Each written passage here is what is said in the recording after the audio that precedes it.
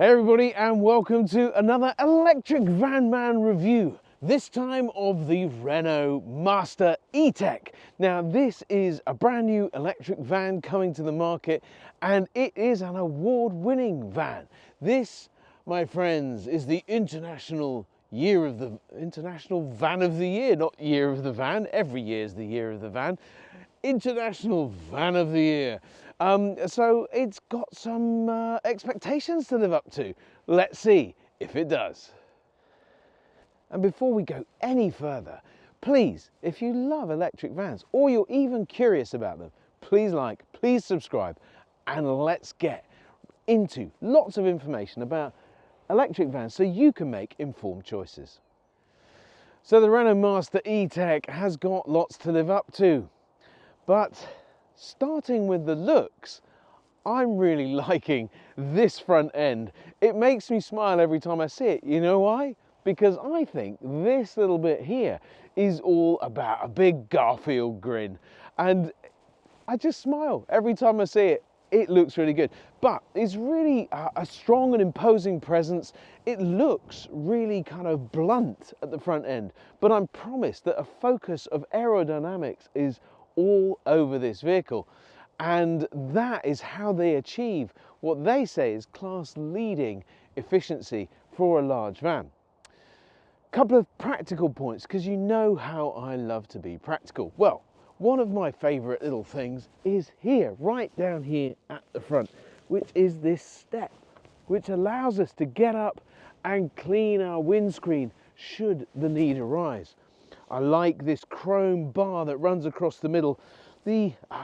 Now across all models of Renault, this nice Renault badge at the front, the headlights, everything is well thought through and aesthetically pleasing. Yes, indeed, big words, but it looks good, doesn't it? But as you know, I am all about practicality when it comes to electric vans. We can get caught up in we must go electric and we must abandon all thought and brain power to decide whether we're going to have an electric van. We just buy one. But is it fit for a purpose in your business? Well, practicality for me always stops at the side door, or starts even. So we've actually got a class-leading door width of 1,312 millimeters, just a few millimeters bigger than all the rest. But that means nice and practical. Also, nice grab handle, gets you up in and out of the vehicle nice and easily. My only question, should this be yellow? And also, maybe a step. So whilst at the back here, it's important to point out that the Renault team have confirmed that there will be a panoramic camera. Now, this is the advanced model. It doesn't come as standard on this model, but I'm assured that it is brilliant. Now, whilst also at the back here, it's worth pointing out that this van, unlike some electric vans, although it's more and more getting there, this vehicle will tow 2,500 kilos. 2,500 kilos is very respectable and will tackle many of the jobs that you yourselves will find. Parking sensors and all of those kinds of things, and they're very good. I've used them myself. It has to be said, this vehicle is very maneuverable, so you can get in and out of difficult spots. But of course, the all-important bit is in there. So the check straps will hold the doors. Now, I have discovered that sometimes the check straps won't catch the door, so you just need to be a little bit careful as you're opening the door. But so a lovely big space, cavernous, you might say, 10.8 cubic meters. Now, 10.8 cubic meters, what does that mean in real money? Well, you've got 3.2 meters at the base and a nice little space there for your 8x4 boards and things like that to slot in the middle. 1,800 mil just over high, and all the width between the wheel arches that you need, over 1,500 mil across the back there. Importantly, you can get on the MM35, you can get just over a ton in there, 1,040 kilos or thereabouts. And you can also have a 4-ton option. Now, at the moment, time of speaking, February 25, there is still legislation around operating vans over, electric vans over 3.5 tons up to 4.25 tons. You have got permission, you can do it without an operator's license, but There is some legislation which is currently in consultation, and hopefully we'll get that gone very, very shortly. But if you went for the 4-ton version, you could go up to, all the way up to 1,460 kilos, which is more than enough for most operations that involve a van. That is great news. So with all the practical facts dealt with, this brings us to the question of whether or not this van is fit for purpose for you. We haven't talked about range, we haven't talked about battery size, we haven't talked about charging speeds. But let me fill you in on all of those key facts. Now, Renault claim a full range of 285 miles on the 4-ton version. Now, the 4-ton version, one of those legislative restrictions that are on us at the moment, is a speed limit of 56 miles an hour. So, of course, that means that the vehicle would be limited at 56 miles an hour in order to achieve that 285 WLTP. That's with 30% payload, so in that particular instance, around about nearly 500 kilos. You tend to typically lose around about 2% per 100 kilos on most vans. And on most vans, you would expect to get 2 miles per kilowatt, or maybe 2.2 in the large van sector.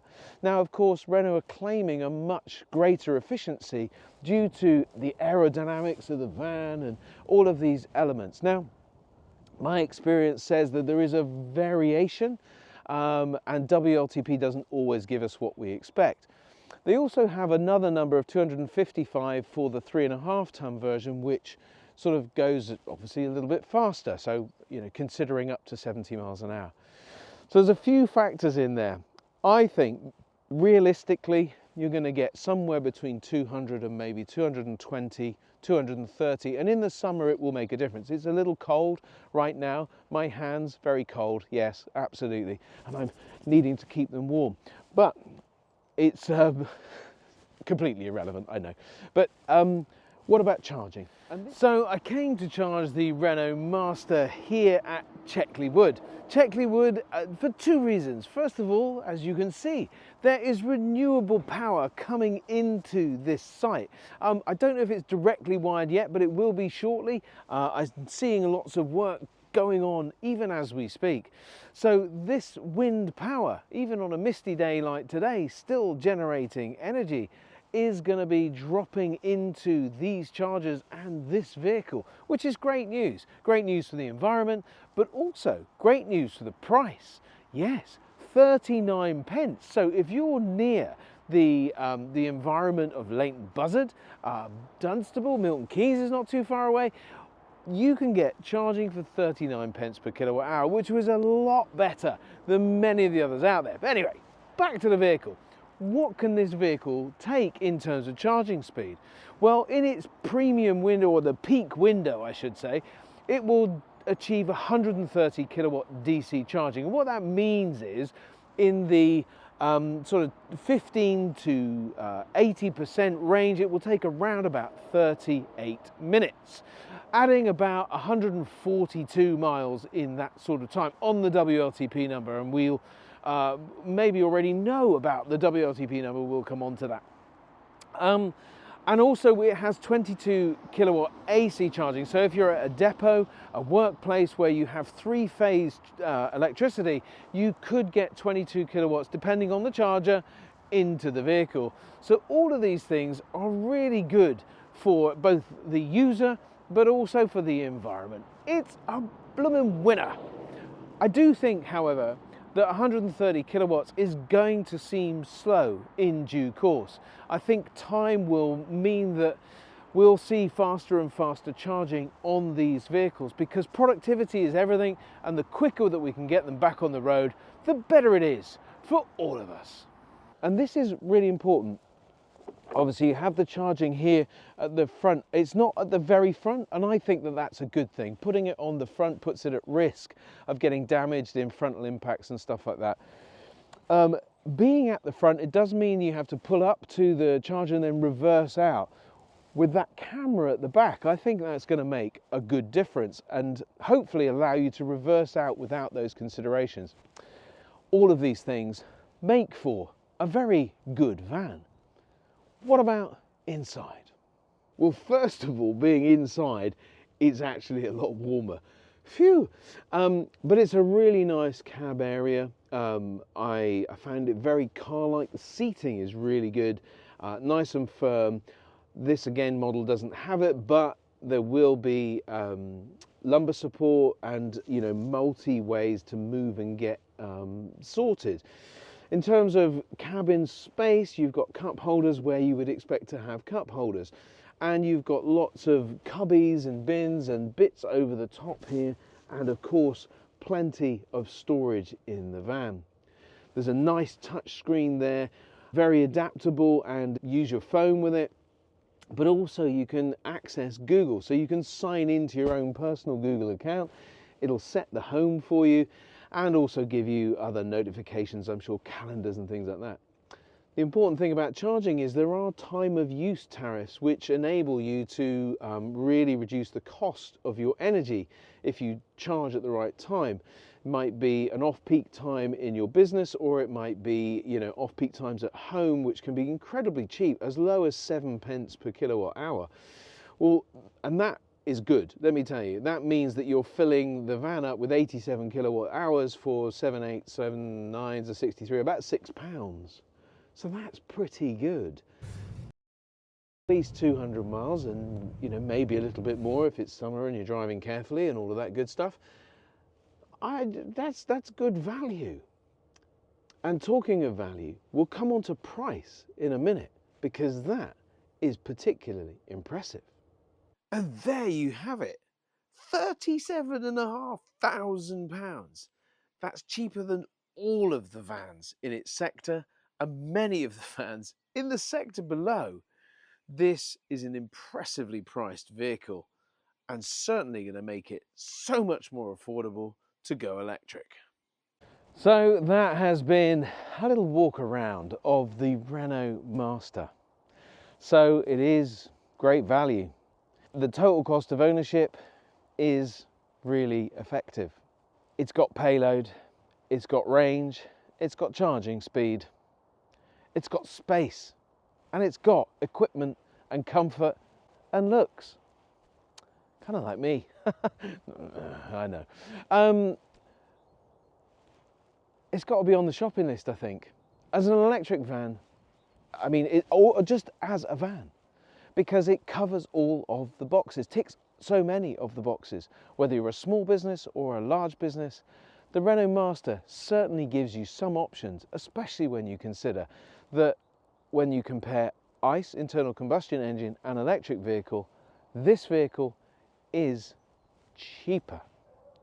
Cheaper before you factor in the energy.